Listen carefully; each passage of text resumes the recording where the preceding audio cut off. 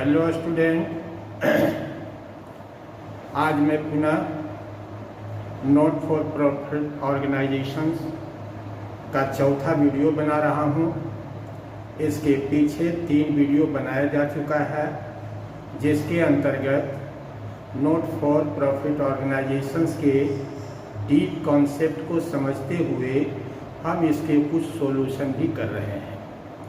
पिछले वीडियो में हमने 2 प्रश्नों का हल किया था, यह कहते हुए कि यही सब प्रश्न, छोटे छोटे प्रश्न जो है, बड़े बड़े प्रश्न के अंतर्गत एक समस्या बनती है। अर्थात इसको छोटे छोटे रूपों में समझा जाए ताकि किसी भी प्रकार से बड़े प्रश्न को हल करने में इन समस्याओं का सामना नहीं करना पड़े। तो आज पुनः मैं 2 प्रश्न हल कर रहा हूं। जैसा कि मैंने पिछले वीडियो में कहा था कि 1-2 प्रश्न और हल करवा दूंगा ताकि बच्चों को समझने में कहीं कोई दिक्कत नहीं। बाकी बार बार पिछले वीडियो की बात को दोहराना बिल्कुल ही संभव नहीं है कि हमने क्या पढ़ाया था। अगर इसको जानना चाहते हैं तो स्वाभाविक रूप से पहला दिन, दूसरा दिन और तीसरे दिन के क्लास को देखिए, सारी बातें समझ में आ जाएगी। अर्थात जो नई बातें होगी उसको हम चर्चा करेंगे, लेकिन पुरानी बातों को कोई चर्चा अब नहीं करेंगे। अर्थात इसके लिए आप हमारे वीडियो को देखिए, क्रमशः देखिए, क्रमानुसार देखिए, तभी किसी टॉपिक को आप बढ़िया से समझ सकते हैं। ये बिल्कुल ही संभव नहीं है कि हर दिन की पढ़ाई को एक दूसरे टॉपिक में चर्चा किया जाए। अर्थात समय इससे वेस्ट होता है, उस समय को बचाते हुए हमको काम करना है। तो आज पुनः मैंने 2 प्रश्न लिखा है, जिसको हम क्वेश्चन नंबर 3 और क्वेश्चन नंबर 4 की संख्या दिए हैं, क्योंकि पिछले वीडियो में क्वेश्चन नंबर 1 और क्वेश्चन नंबर 2 इत्यादि करके बताए थे। और ये छोटे छोटे प्रश्न हैं जिसकी रचना प्राय मैं स्वयं ही कर लेता हूँ। अर्थात इसके लिए किसी किताब को जाने की आवश्यकता नहीं है, क्योंकि in a practical life transactions as a event के रूप में कैसा होगा, यह कोई कहने की बात है। अर्थात किताबों में उसी इवेंट को लिखा जाता है। अर्थात हम क्या सोच समझकर उस इवेंट को यहाँ पर नहीं लिख सकते हैं, बिल्कुल लिख सकते हैं। इसीलिए क्वेश्चन, प्रश्न की बनावट के लिए शिक्षक को किताबों की आवश्यकता नहीं, बल्कि स्वयं ही प्रश्नों की रचना की जा सकती है, जैसा कि हम करते हैं। तो पहला क्वेश्चन पढ़िए, बहुत आसान है, छोटे भाषण में लिखते हैं, कम शब्दों में लिखते हैं। हमारा काम है सिर्फ समझाना, बहुत लेंदी सेंटेंस नहीं लिखते हैं। मोटा मोटी उन बातों का जरूर उल्लेख करते हैं जिसकी कि हिसाब को बनाने में इसकी आवश्यकता है। तो हमने लिखा है, calculate the amount which will be posted to income and expenditure account as on 31/3/2021। यह पूरा ऊपर का लाइन जो है इसी क्वेश्चन के संदर्भ में है, जबकि यहाँ से एक दूसरा क्वेश्चन हमने शुरू किया। पहले इस बात का ध्यान नहीं था, इसलिए हमने पूरे पर लिख दिया था। तो प्रश्न समझने के लिए स्वाभाविक रूप से इसका एक स्क्रीनशॉट आपको लेना चाहिए। अर्थात सामने में रखकर वीडियो को देखकर आप प्रश्न को अच्छी तरह से समझ सकते हैं। इसीलिए स्क्रीनशॉट आप जरूर लीजिए और इसे अपने तरीके से फिर समझने का काम कीजिए। अगर किसी तरह का दिक्कत हो तो हमारे लॉजिक को देखिए, सुनिए क्या मैं कह रहा हूँ किसी संदर्भ में। तो बच्चों आगे बढ़ते हैं। रिसिप्ट एंड पेमेंट अकाउंट का छोटा खाका हमने तैयार किया है, जिसके अंतर्गत एक शीर्षक है पेमेंट की ओर। अर्थात पेमेंट की ओर एक शीर्षक में लिखिए बाय स्टेशनरी और मेडिसिन और स्पोर्ट्स इक्विपमेंट। अर्थात ये जो अथवा में 3 बातें लिखे हैं, इसके अतिरिक्त चौथी बातें भी आ सकती है, 5वीं बातें भी आ सकती है। इसीलिए हमने एज ए होल के रूप में 2-3 बातों का समावेश किया है। अर्थात सभी का हल करने की एक तरह से ही समानता होती है। अर्थात स्पोर्ट्स है तो उसका हल अलग होगा, स्टेशनरी है तो उसका हल अलग होगा, ऐसी कोई बात नहीं है, सबका हल एक ही तरह से किया जाता है। इसीलिए हमने 3 पर्यायवाची शब्दों का प्रयोग किया है, stationery, medicine and sports equipment. स्वाभाविक रूप से हमने पहले ही बता दिया कि सांस्कृतिक कार्यक्रम, धार्मिक कार्यक्रम इत्यादि, अनाथालय, वाचनालय, पुस्तकालय, क्रिकेट क्लब, ये सभी प्रायः NPO होते हैं, नॉन प्रॉफिट ऑर्गेनाइजेशंस होते हैं। अब यह 15,000 रुपया आपके रिसिप्टेंट पेमेंट अकाउंट में लिखा हुआ है। इसका क्या मतलब होता है?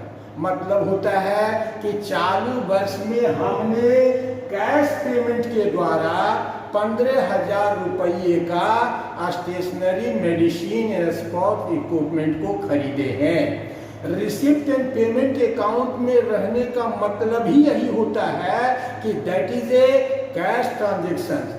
जब तक कोई कैश ट्रांजेक्शन्स नहीं होता है, हम रिसिप्ट एंड पेमेंट अकाउंट में नहीं लिखते हैं। इस बात को सदा याद रखा जाए। तो इस 15,000 के अंतर्गत ये सारी बातें हैं कि हमारे पास क्या स्थिति थी।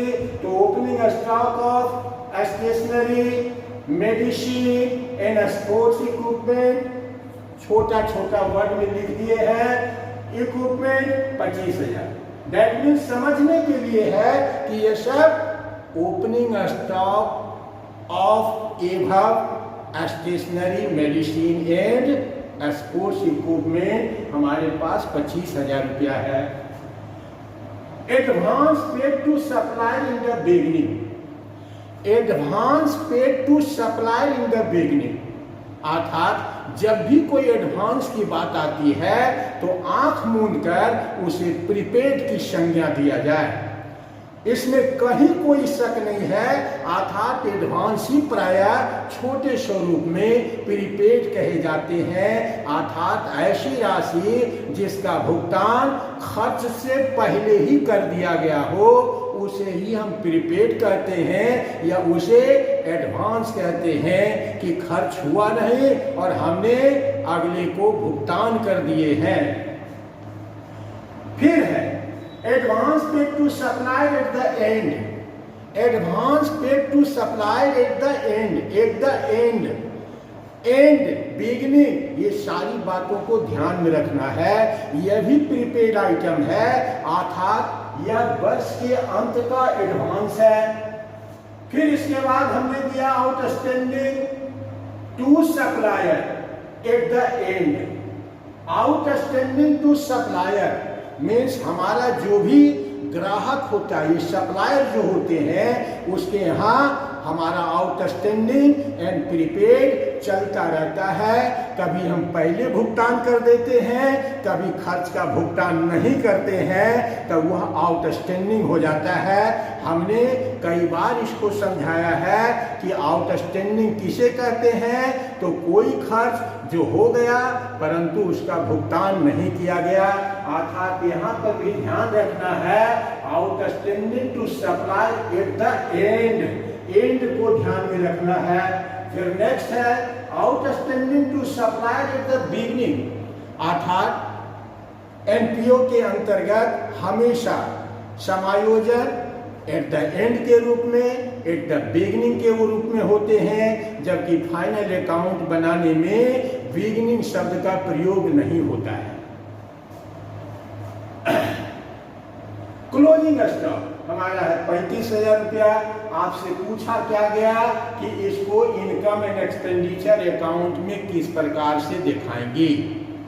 तो यहाँ पर हमेशा ध्यान रखिए कि किसी भी चीज, किसी भी प्रश्न को जब हम हल करेंगे हमारे पास अगर ओपनिंग और क्लोजिंग नाम का शब्द हो तो हमेशा इसका ओपनिंग स्टॉक से ही प्रारंभ किया जाता है और तब ये सारी समायोजनाएं उसी ओपनिंग स्टॉक में देते हुए हम अंतिम रिजल्ट को प्राप्त करते हैं।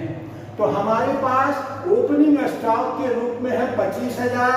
तो इस 25,000 को पहले जब हम सॉल्यूशन करेंगे तो सबसे पहले 25,000 लिख देंगे ओपनिंग स्टॉक।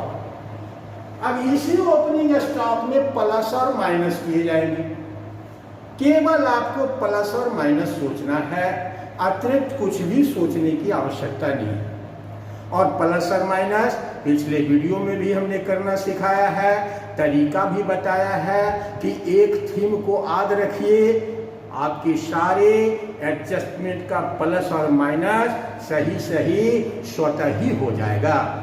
अब एक एक करके आइए, बनाने का तरीका क्या होना चाहिए। स्वाभाविक रूप से जब हम क्रमानुसार पढ़ते हैं तो कोई प्लस हो जाता है तो कोई माइनस हो जाता है, कोई प्लस हो जाता है कोई माइनस हो जाता है, कोई माइनस माइनस माइनस होता है तो कोई प्लस प्लस प्लस होता है। अर्थात फाइनल अकाउंट बनाने में जब हम समायोजन को देखते हैं और पढ़ते हैं तो हम क्या करते हैं, ट्रायल बैलेंस के उस आइटम पर एक बिंदी लगा देते हैं ताकि हम समझ सकें कि यह बिंदी लगा हुआ आइटम साधारण नहीं बल्कि विशेष है। और विशेष का मतलब इस आइटम के साथ समायोजन है। कुछ उसी प्रकार का काम विद्यार्थियों को अपनी सुविधानुसार करना चाहिए। जैसे advance paid to supply in the beginning, advance prepaid beginning, at the end का एडवांस लेस होता है तो बिगिनिंग का एडवांस प्लस होगा। पहले प्लस माइनस साइन पहले लगा लीजिए ताकि सबको हम अच्छी तरह से प्लस माइनस एक स्थान पर कर सकें। दूसरा है advance paid to supply at the end, अर्थात जो प्रीपेड एट द एंड होते हैं वह माइनस का बोध कराता है।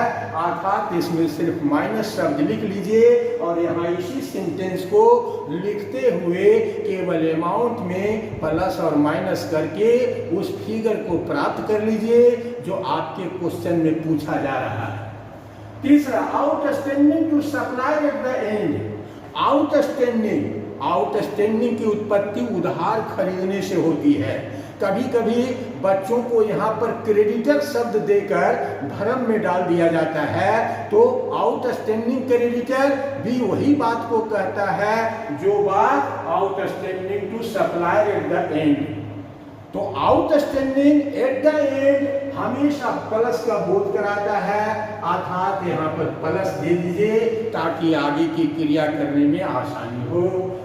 Outstanding to supply at the beginning, beginning हमेशा माइनस होते हैं। अब एक ही चीज को हम बार बार नहीं दोहराएंगे।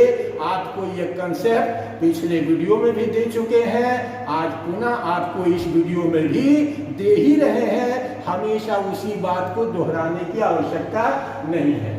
फिर है क्लोजिंग स्टॉक। क्लोजिंग स्टॉक स्वाभाविक रूप से यह एक माइनस आइटम है। अर्थात सभी प्रकार के समायोजनाओं को हम ओपनिंग स्टॉक में जोड़ते हुए क्लोजिंग स्टॉक को घटाते हैं। अर्थात यह भी माइनस आइटम है। अर्थात इतना काम आप कर लीजिए कि प्लस आइटम आपके पास दो आइटम है, 5,000 और 1,000, अर्थात 6,000 इसमें जोड़ दीजिए, हो गया 31,000। लेस आइटम आपके पास है 8,000, 3,000 और 35।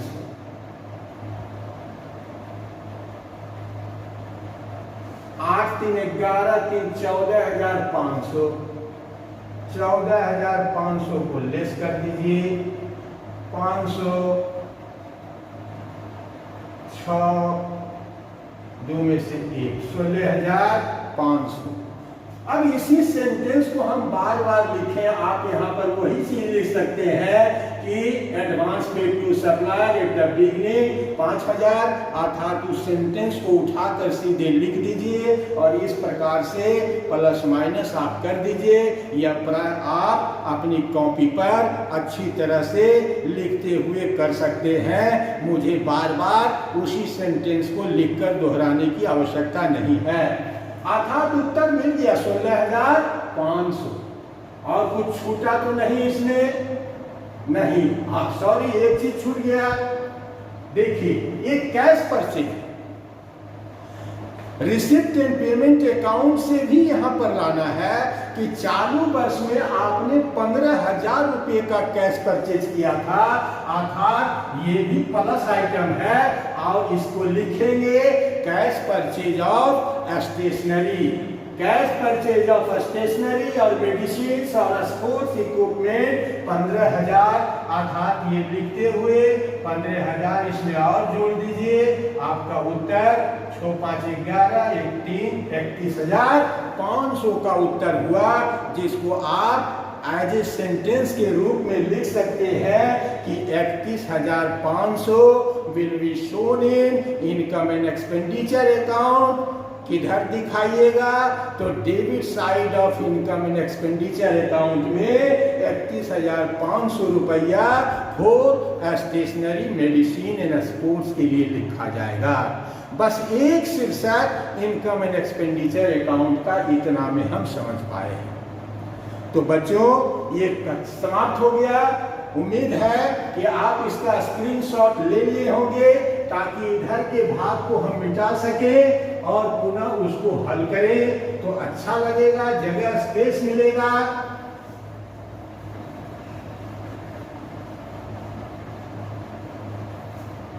आइए इस पर मैं हमेशा कोशिश करता हूं कि एक छोटे से प्रश्न में बहुत सारे प्रश्नों का हल निकाल लिया है, अर्थात अनेकों प्रश्न का हमारे पास एक जवाब होता है। उस जवाब को समझिए। एक क्वेश्चन मैंने फंड पर बनाया। फंड भी प्राय कभी कभी आपको उलझन में डाल देता है। हमारा जो एमपीओ होता है उसका accounting non fund based accounting होता है और फंड बेस्ड अकाउंटिंग होता है। एक होता है fund based accounting,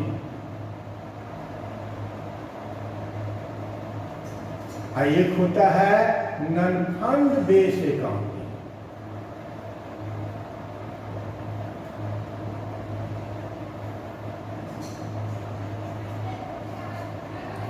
fund based और नॉन फंड बेस्ड अकाउंटिंग क्या है? तो आप जितने भी प्रश्न को हल करेंगे आपको फंड वाली बात सामने आएगी। अब उस फंड को समझना चाहिए कि फंड हमेशा दो तरह का होता है। एक जनरल टाइप ऑफ फंड होते हैं और एक स्पेशल टाइप ऑफ फंड होते हैं। जो स्पेशल टाइप ऑफ फंड होते हैं उसको ही बोलते हैं फंड बेस्ड अकाउंटिंग, और जो जनरल टाइप ऑफ फंड होते हैं उसी को बोलते हैं नॉन फंड बेस्ड अकाउंटिंग। तो बच्चों, इस बात को ध्यान रखिए कि हमारे पास जितने भी कोर्स होते हैं, फंड होते हैं, वह मुख्यतः दो प्रकार के होते हैं। एक जनरल होते हैं, एक स्पेशल होते हैं। जो जनरल फंड होते हैं उसकी आय को स्वाभाविक रूप से जब हमारे पास कोष होता है तो उस कोष को हम इन्वेस्ट कर देते हैं, उस पर हमको ब्याज रूपी कमाई होती है।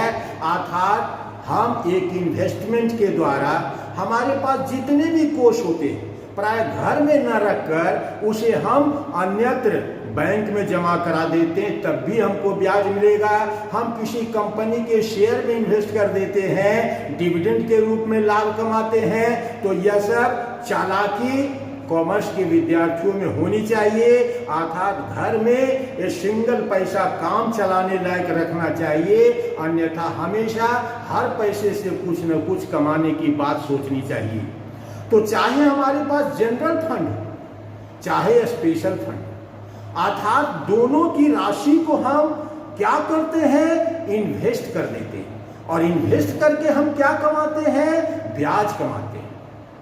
अब यहां जनरल फंड और स्पेशल फंड, जनरल फंड के आय को मीन्स स्पेशल फंड के जितने रेवेन्यू आइटम होते हैं वह स्पेशल फंड में ही जोड़े और घटाए जाते हैं, और वह बैलेंस शीट में ये क्रिया की जाती है, जबकि वह आइटम होता है रेवेन्यू प्रकार का, अर्थात उसे रेवेन्यू में न लिखकर बैलेंस शीट में जब स्पेशल फंड लिखते हैं तो उसी में हर रेवेन्यू इनकम और हर रेवेन्यू एक्सपेंसेस को प्लस और माइनस करते हैं, और बाकी जो शेष बचता है उसे लायबिलिटीज की ओर हम लिखते हैं। यह है स्पेशल फंड की कहानी कि स्पेशल फंड पर जो ब्याज कमाते हैं यह एक प्रकार का रेवेन्यू इनकम होता है, लेकिन इसे इनकम एंड एक्सपेंडिचर अकाउंट में एज ए रेवेन्यू की तरह ट्रीट नहीं किया जाता है, बल्कि बैलेंस शीट के स्पेशल फंड में ही इसे लाकर जोड़ा जाता है। जबकि general fund investment, general fund जो होते हैं उस पर प्राप्त जो ब्याज होते हैं उसको हम एज ए रेवेन्यू की तरह इनकम एंड एक्सपेंडिचर अकाउंट में लिखते हैं। यही दोनों में अंतर है कि एक फंड बेस्ड अकाउंट होते हैं, एक नॉन फंड बेस्ड अकाउंटिंग होते हैं। तो फंड दो प्रकार के हुए, general fund and special fund. Special fund किसको कहते हैं, हमने तो सिर्फ स्पेशल कहा है। स्पेशल अर्थात हमारे व्यापार में बहुत सारे डोनेशंस इस प्रकार से होते हैं कि एक विशेष कार्य को पूरा करने के लिए ही डोनेशन दिया जाता है, अर्थात वह डोनेशंस की राशि को हम अन्यत्र खर्च नहीं कर सकते हैं। अर्थात बिल्डिंग के कंस्ट्रक्शंस के लिए हमको कोई डोनेशन मिला तो वह डोनेशन हम बिल्डिंग के कंस्ट्रक्शन पर ही खर्च करेंगे, that is called special fund. ऐसे ऐसे न जाने कितने स्पेशल फंड होते हैं, वह आप किताबों में देखिएगा। अर्थ को समझना चाहिए। किताब में बहुत सारे फंड हैं और सब फंड में दो ही विशेषता पाई जाएगी, या तो वह जनरल फंड होंगे या तो वह स्पेशल फंड होंगे। वह नाम का मैच फंड कर दीजिए, टूर्नामेंट फंड कर दीजिए, कुछ भी कह लीजिए, अर्थात वह सब स्पेशलिटीज लिए हुए होता है। अर्थात उसको हम हमेशा बैलेंस शीट के लायबिलिटीज में प्लस माइनस के समायोजन के द्वारा एक आउटर कॉलम में अमाउंट लाकर लिखते हैं। जनरल फंड भी बैलेंस शीट में एज ए लायबिलिटीज के रूप में लिखा जाता है। अगर इसका इन्वेस्टमेंट हमने कर दिया तो एसेट्स के तरफ भी लिखा जाता है, लेकिन जनरल फंड पर जो ब्याज हम कमाते हैं वह इनकम एंड एक्सपेंडिचर अकाउंट में लिखा जाता है, जबकि स्पेशल फंड पर जो ब्याज हम कमाते हैं वह बैलेंस शीट के लायबिलिटीज में ही फंड में जोड़ा जाता है। That is the difference, mega difference between the to. अर्थात इसको हम कह सकते हैं यही दो बड़े अंतर होते हैं। तो बच्चों आप बिल्कुल जनरल फंड और स्पेशल फंड को समझ गए होंगे। स्पेशल फंड हमेशा बैलेंस शीट के लायबिलिटीज में लिखे जाते हैं और जितने भी रेवेन्यू प्रकार के इनकम और एक्सपेंस होते हैं वहीं पर प्लस माइनस किए जाते हैं, जबकि जनरल फंड भी बैलेंस शीट में लिखे जाते हैं, लेकिन इस पर प्राप्त होने वाले खर्च, किए जाने वाले खर्च अथवा प्राप्त होने वाले आय को इनकम एंड एक्सपेंडिचर अकाउंट में लिखते हैं। That is the major difference between the two kinds of fund. तो अब इस पर बढ़ते हैं। फंड को आपको हमने समझा दिया, अच्छी तरह समझाए हैं। हमको नहीं लगता है कि साधारण से साधारण विद्यार्थी भी इसको नहीं समझ पाए होंगे, हमें विश्वास नहीं होता है। आइए, From the following calculate income and expenditure and balance sheet amount। दोनों मांग रहा है, income and expenditure and balance sheet amount. इसका मतलब हमें एक बैलेंस शीट बनानी पड़ेगी। बहुत हल्के में हम बनाते हैं, ये एसेट साइड है, ये लायबिलिटी साइड है। लिखकर अपना समय हम बर्बाद भी कर रहे हैं।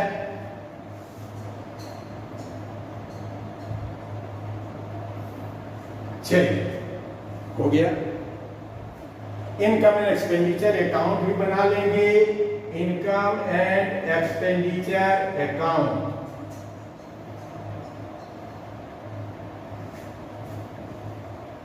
चलिए, दो खाते बना लिए। अभी तुरंत हम आपको समझाए हैं स्पेशल फंड और general fund. Sports fund as on 1/4/2020 हम बना रहे हैं 31/3/2021 को। स्वाभाविक रूप से यह ओपनिंग बैलेंस ऑफ फंड है, कहीं कहने की जरूरत नहीं। हम जितने भी समायोजन करते हैं थ्रू ओपनिंग बैलेंस से करते हैं। तो सबसे पहले हम बैलेंस शीट के लायबिलिटीज की तरफ लिखेंगे स्पोर्ट्स फंड 35,000, स्पोर्ट्स फंड 35,000। अब इसके अंतर्गत क्या माइनस और क्या प्लस होंगे आप एक एक करके भी कर सकते हैं, और आप प्लस आइटम को एग्रीगेट करके माइनस आइटम को एग्रीगेट करके एक स्थान पर लिख सकते हैं। इस तरह से बनाने से जगह का बंटवारा सही होता है। अभी तुरंत हमने पिछले क्वेश्चन में कहा कि क्या एडलेस करना है, उसको पहले चिन्हित कर लीजिए। स्पोर्ट्स फंड इन्वेस्टमेंट, स्वाभाविक रूप से यह इन्वेस्टमेंट है तो बैलेंस शीट के एसेट्स में आएंगे स्पोर्ट्स फंड इन्वेस्टमेंट 35,000। समझना चाहिए कि हमारे पास जो भी फंड होते हैं सब एज ए इन्वेस्टमेंट के रूप में होते हैं। हम इन्वेस्टमेंट ही कर देते हैं तो हमारे पास जितना ओपनिंग फंड था 35,000 रुपया, वह सब हमने 35,000 रुपया इन्वेस्ट कर दिया। अर्थात ये दोनों आपस में इक्वेशंस के रूप में भी काम करता है।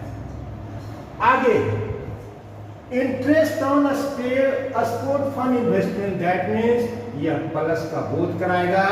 यह आपकी आय है तो रेवेन्यू टाइप, लेकिन इससे इनकम एंड एक्सपेंडिचर अकाउंट में ला रखते हुए इसी फंड में प्लस और माइनस करेंगे। इस अंतर के कारण को अच्छी तरह से समझिए। Donation for special fund, donation अर्थात यह भी स्पेशल फंड ही है, अर्थात स्पेशल में इसे जोड़ देंगे। स्पोर्ट प्राइज एवार्डेड मीन्स हमने स्पोर्ट के समय प्राइज दिया, खिलाड़ियों को पुरस्कृत किया, जिस पर कुल खर्च 10,000 हुआ, अर्थात ये माइनस आइटम है। Expenses on sports event means sports के आयोजन करने में हमको 4,000 रुपये का खर्च हुआ, यह भी एक माइनस आइटम है। जनरल फंड यह बैलेंस शीट का लायबिलिटीज आइटम है, लेकिन यह बिल्कुल ही सेपरेट है, तो इसको हम बचा के अभी रख लेते हैं। हम स्पेशल फंड का काम कर लेते हैं।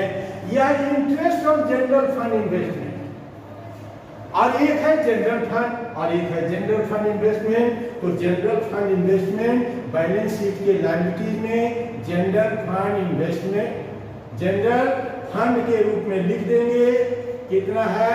80,000 रुपया। और जनरल फंड इन्वेस्टमेंट इधर लिख देंगे, जनरल फंड इन्वेस्टमेंट ये भी 80,000 रुपया है। इस प्रकार से यह सिर्फ बैलेंस शीट में लिखा जाएगा। इस पर जो interest on general fund investment है, यह prime income and expenditure account का हिस्सा बनेगा, अर्थात इसे क्रेडिट में लिखा जाएगा by interest on general fund investment 8,000 रुपया। इन तीनों का काम पूरा हो गया, तीनों जनरल फंड से संबंधित था, इसका काम पूरा हो गया कि बैलेंस शीट में हमने किस प्रकार दिखाया, एक तरफ लायबिलिटीज में और एक तरफ एसेट्स में। यह क्रिया पूरा हो गया, इसका इतना ही करना रहता है। अब सिर्फ स्पेशल फंड की चर्चा करेंगे कि क्या प्लस और क्या माइनस हो रहा है। देख रहे हैं 2 प्लस है, 2 प्लस 15 4 19,000 रुपया। हम सिर्फ लिखेंगे प्लस 19,000 रुपया। बाकी उसी सेंटेंस को आप यहाँ दोहराते हुए अपनी कॉपी पर लिख सकते हैं। इतना तो मैं आपसे उम्मीद कर ही सकता हूं कि आपको लिखने आता है। 19,000 रुपया जोड़ दीजिए। 9 5 14 3 1 4 1 5 54,000। माइनस आइटम भी हमारे पास 2 को है, 14,000 का, तो इसको माइनस 14,000। उपरोक्त सेंटेंस को लिखते हुए आइए। 14,000 घटाने के बाद 40,000 रुपया बच गया। यह 40,000 रुपया आउटर कॉलम में चलाएगा। इस प्रकार इसकी भी क्रिया पूरी हो गई। तो बच्चों, उम्मीद है कि आप वीडियो को बहुत ही ध्यानपूर्वक देखते होंगे। साथ ही साथ हम ये बार बार रिक्वेस्ट इसलिए करते हैं कि शेयर करने से प्राय उन गरीब बच्चों तक ये वीडियो पहुंचेगा जिसके पास प्राइवेट ट्यूशन पढ़ने के लिए जो खर्च होते हैं वह प्राय अफोर्ड करने में अगर समर्थ नहीं है। स्वाभाविक रूप से ऑफलाइन और ऑनलाइन की पढ़ाई अलग अलग होती है। जब सामने में बैठकर बच्चों को पढ़ाते हैं तो वह कहानी कुछ और है, और जब हम वीडियो बनाते हैं तो वह कहानी कुछ और है। लेकिन बहुत हद तक बच्चों को इससे लाभ मिलता है, इसमें कोई दो राय की बात नहीं है। इसीलिए हम कहते हैं कि अगर हमारे वीडियो के कंटेंट को हमेशा दूसरे के कंटेंट से कंपेयर करना चाहिए और समझने की कोशिश करना चाहिए कि हमको सिखाने का प्रयास कहाँ अच्छी तरह से किया जा रहा है। और वीडियो अच्छा लगे तो बार बार मैं कहूँगा एज ए फीस के रूप में आप लाइक शेयर और सब्सक्राइब करने में कभी कोई कंजूसी ना करें, ताकि ज़्यादा से ज़्यादा बच्चों के पास यह वीडियो जल्द से जल्द पहुँचे और वह इस कोरोना काल में घर में बैठकर अपनी पढ़ाई को पूरा करे। हम इसी विश्वास के साथ ये सब वीडियो बना रहे हैं ताकि अनेकानेक विद्यार्थी इससे लाभान्वित हो। तो बच्चों, आज के लिए इतना। मिलते हैं फिर नेक्स्ट वीडियो में, फिर आपको कहानी बताएंगे, फिर समझाएंगे। तब तक के लिए जय हिंद।